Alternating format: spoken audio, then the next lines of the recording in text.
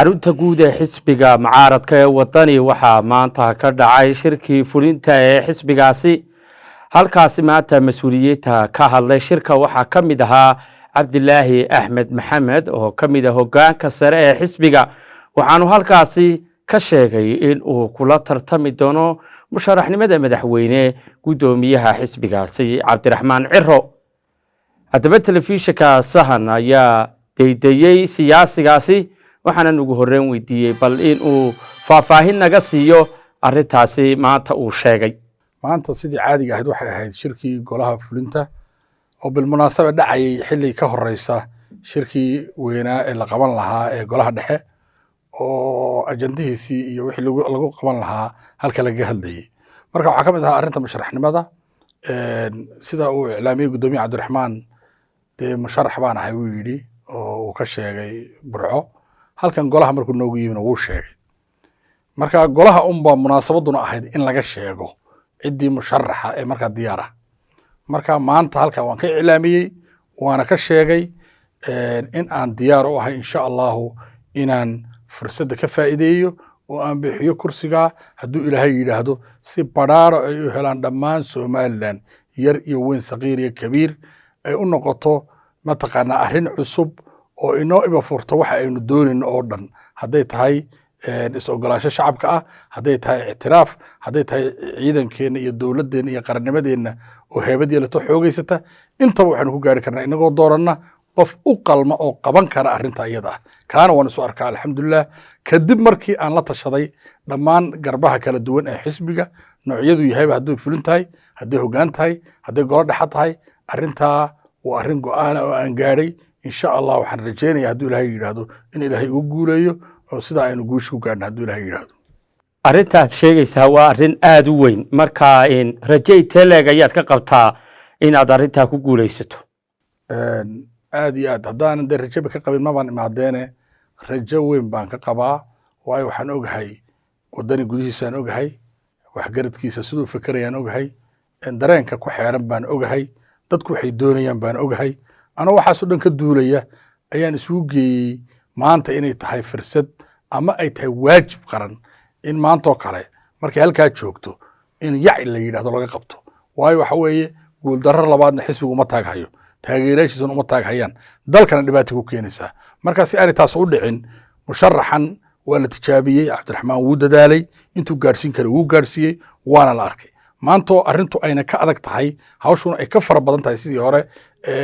iminka talaacubkan hore siyaasadeedna aynu arkayno sida uu wax loo wado, waxaan gartay in aan maanta kii badbaadin lahaa hadduu ilaahay yidhaahdo aan noqdo mustaqbalka marka arrinteeda la gaadho. hay cala salaad iyo haddeeda weeye, laakiin maanta kaankaansigii hore ayaa lagu jiraa. yaa musharax noqonaya, yaa diyaar ah, taasaan insha allahu kandheed u ahay. waxaan rajeynayaa guul insha allah hadduu ilaahay yidhaahdo. waxaan guddoomiyahaagii xisbiga cabdiraxmaan maxamed cabdilaahi ciro seegay eed adigu is leedahay waad sixi lahayd amaba waad gaarsiin lahayd meel horumara, maxaa ka mid a? way fara badan yihiin. haddii aanan dhaliisha arkayna ismaan sharaxeen runtii. waxyaalahaas waxa weeye doorashadaynu gallay markii hore loo diyaargaroobayey iyo markii doorashadii la galay iyo markii laga baxayba 3 weji bay lahayd. marka waxaan u arkay 3daa wejiba cabdiraxmaan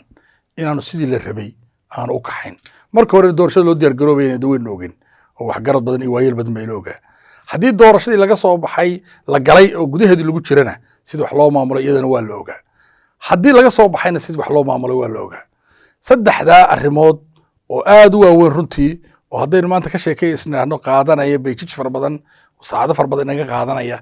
ayaa jiray. saluugaa aawadii baan ana isu soo sharaxay oon dadka.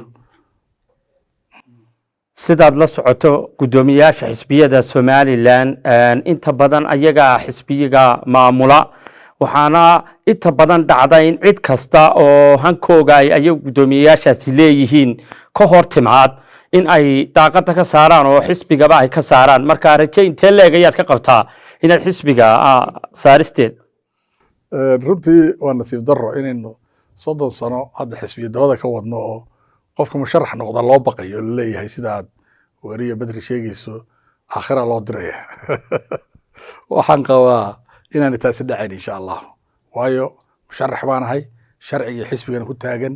hawshana ku fulinaya xisbiga dhexdiisii wax dhibaatoon cid u geystay oo aan u geysanayaan midna ma jirto waana ku kalsoonahay in la codeyn doono oo aan noqon doono ninka kusoo bixi doono insha allah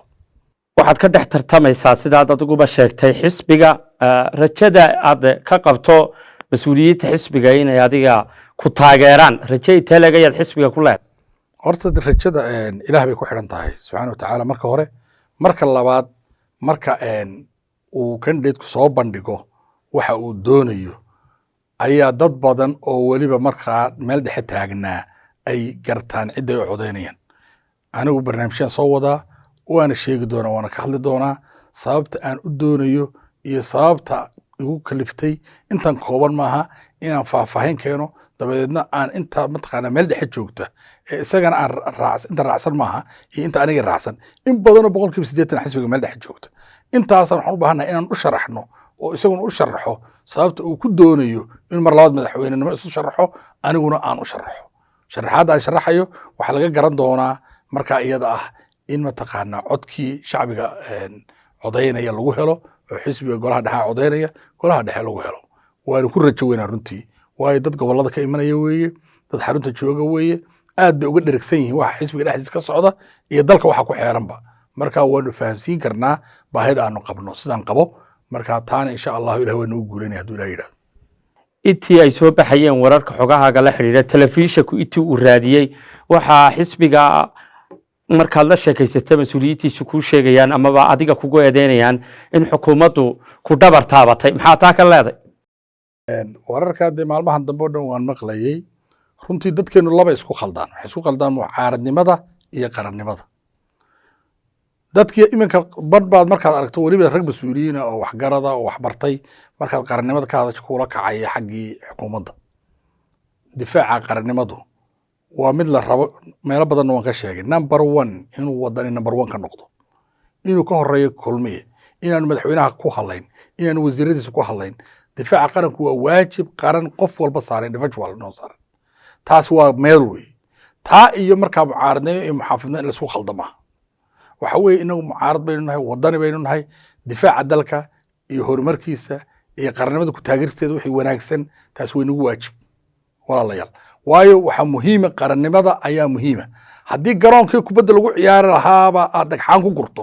oo quraarada ku jabiso oo aad mataqaanaa kharibto maxaaba kubad lagu ciyaarayaaba waxaad waddanka ku qaban kartaa ood wax kaga noqon kartaa oo ummadda aad ku hogaamin kartaa markaad uurkeeda isu bannayso oo aad qarannimada guud ilaaliso oo aad qarannimada ku dagaalanto taasaa dadkuna ku soo joogsan karaan iskuna jeclaan karaan midna ku noqon karaan laakiin in calaamatu su'aal lagu saaro qarannimadaada iyo waddanka saad u difaacayso intaba calaamatu su'aal la saaro oo aadan ka jawaabi kari weyda calaamatu su'aashaasi waa dhibaato wey marka anigu waxaan qabaa dadkuna waa yaqaanaa siyaasaddeeda inta taqaanaa nin labalabeeyo maahay waxa aan doonayo dhaydan ka caddeeyaa sidaa aan maanta u sheegay qarannimadana waa iga go'aan iyadana halka ugu sarreysaan gaadhsiinaya biidnillahi kariim ugu dambayntii guddoomiyaha xisbiga cabdiraxmaan maxamed cabdilaahi ciro isku deegaan ayaa tihiin ma jiraan dad kale oo deegaamo kala ah oo jagada ku ordaya wallaahi hadda ogaalkayga dee aanunba ah xubintii koowaad ee arrintaas u sharaxday dee laga yaabay markay dadku warka maqlaan inay xubno kala soo baxaan taasi laakiin golaha dhexdiisa fulintaanu joognay cid kale kagamay dhawaaqin anigunbaa kaga dhawaaqay